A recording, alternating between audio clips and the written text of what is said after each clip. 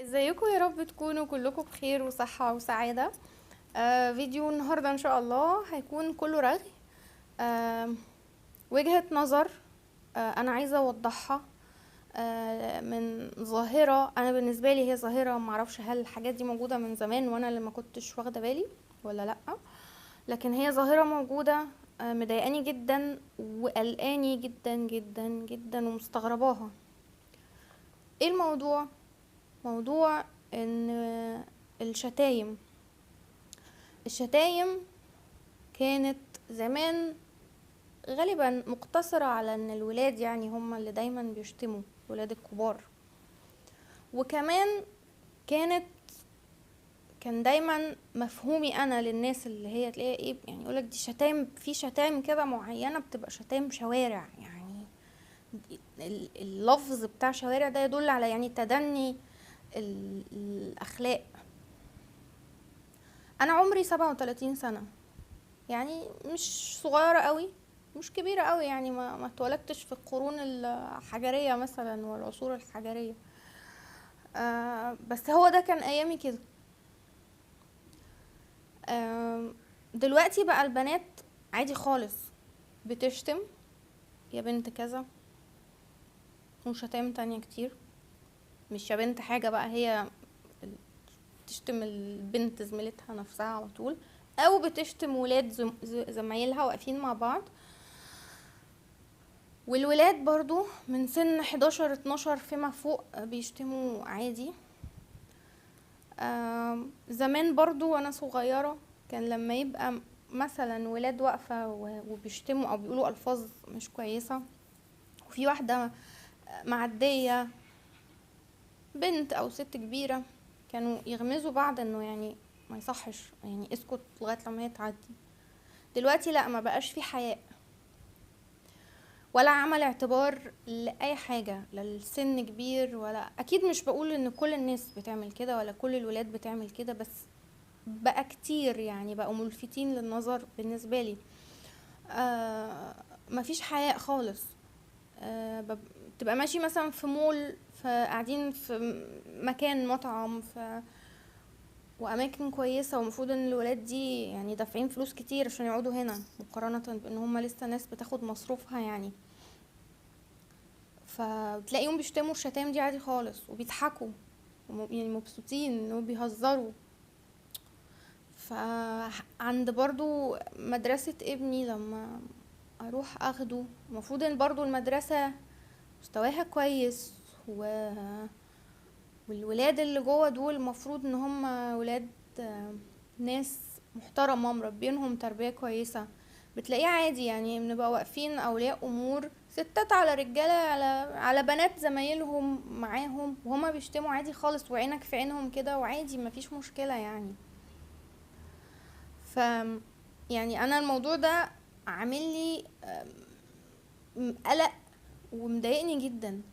لان ايه الحلو في الشتيمة دي معمولة ان كانت شتيمة جامدة، شتيمة حاجات من اللي هي اي حد ممكن يقولها. يعني مثلا لو شتمنا حد قلنا له يا غبي، انا دي اهانة. الشتيمة يعني اهانة. ايه الحلو؟ ايه اللي بيخليكم مبسوطين قوي بقكم من هنا لهنا واقفين بتتشتموا انتوا واهاليكم، وفرحان قوي ان مامتك بتتشتم ولا باباك بيتشتم؟ يعني بعد تعبنا في ولادنا ده كله، ما بين تعب التربية نفسه ومصاريف وكل حاجة بنعملها، في الاخر نبقى قاعدين في بيوتنا لا بينا ولا علينا، وانا ابني بره اصحابه عمالين يشتموه وهو واقف سعيد قوي وبقه من هنا لهنا. يعني دي حاجة مضايقاني جدا بصراحة. واللي بتشتم، هو انت تعرف مامته عشان تلقي عليها الوصف اللي انت قلته ده؟ اولا عيب وحرام و... وما يصحش واهانة وكل حاجة ما فيهاش اي حاجة، ولا ستايل ولا شياكة ولا لذاذة ولا رجولة. ان انت واقف امك بتتشتم او ابوك بيتشتم وانت فرحان قوي واقف عادي مكمل وبتاكل معاهم وبتشرب وبتخرج عادي. يعني يا ريت كل ام واب يشتغل على اولادنا ونعلمهم انه لا تشتم ولا تتشتم، ان الشتيمه دي اهانه ليك ولينا. لو انت لو اصحابك دول هيشتموك بمامتك فدي اهانه ليا انا وليك انت كمان. الشتيمه دي عيب وحرام، نعلمهم الصح والغلط. مش معنى ان اصل كل الناس اصل برضو في ايه امهات تقولك ايه ما العيال كلها كده. هو يعني لو العيال دي كلها بقت بتسرق اخلي ابني يسرق عادي؟ الغلط الغلط امشي فيه عشان هو اصله منتشر. الغلط غلط والصح صح. لازم نربي في ولادنا الاساسيات والاخلاقيات والاصول والحرام والحلال. الحلال والحرام موجود في كل الاديان، في حلال وفي حرام. لازم نربي ولادنا على كده. ممكن حد يشوف ان انا اوفر، يعني ايه الست الاوفر طالعه تقول لنا مش ما تشتموش وعايزه الدنيا مثاليه. انا مش عايزه الدنيا مثاليه، يا ريتها تبقى مثاليه، بس انا عارفه ان احنا مش هنبقى مثاليين. بس في حاجات كده يعني ما يصحش بصراحه، يعني دي وجهة نظري. وانا قلقانه ان انا ابني بعد كل اللي انا بعمله ده نوصل في مرحله ان انا ابقى قاعده في البيت وهو بره عمال يتشتم هو ومامته وباباه وهو واقف فرحان. يعني انا شايفه ان دي حاجه عيب جدا وحاجه ما يصحش، ولازم كل ام واب بطلي. اذا في امهات بتشتم ولادها يا ابن كذا، طب انت عايزه متوقع منه يخرج بره يعني ما هيشتم الناس وهيتشتم عادي. نقدر نوبخ ولادنا لو عاملين حاجه غلط بطرق كتير غير ان احنا نشتمهم. فياريت كل ام واب يربوا ولادهم صح ويغرسوا فيهم الاساسيات والاصول والاخلاق. وانا نفسي واحده من الناس عن نفسي يا ريت يعملوا ماده في المدرسه في الدراسه يعني تبقى اسمها الاخلاق، يعلموهم الاخلاقيات يعني الاصول ايه. فدي كانت وجهه نظري. اتمنى انه الفيديو يكون مفيد لاي حد، يعني يسمعه يستفاد منه حاجه، يراجع نفسه في حاجه، ياخد منه اي معلومه مفيده.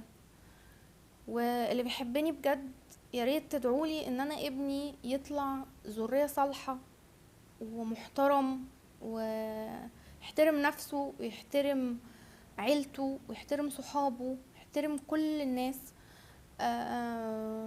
ويبقى عارف دينه كويس ويبقى فعلا ذرية صالحة. مش فارق معايا يشتغل ايه، انا فارق معايا ان هو يطلع بني ادم محترم بجد.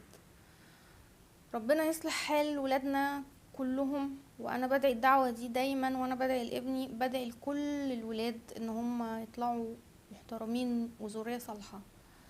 شكرا لمتابعتكم الفيديو، ومعلش لو انا رغيت كتير، بس دي كانت وجهة نظر حابة ان انا اوضحها. واشوفكم على خير ان شاء الله في فيديوهات جاية قريب. مع السلامة.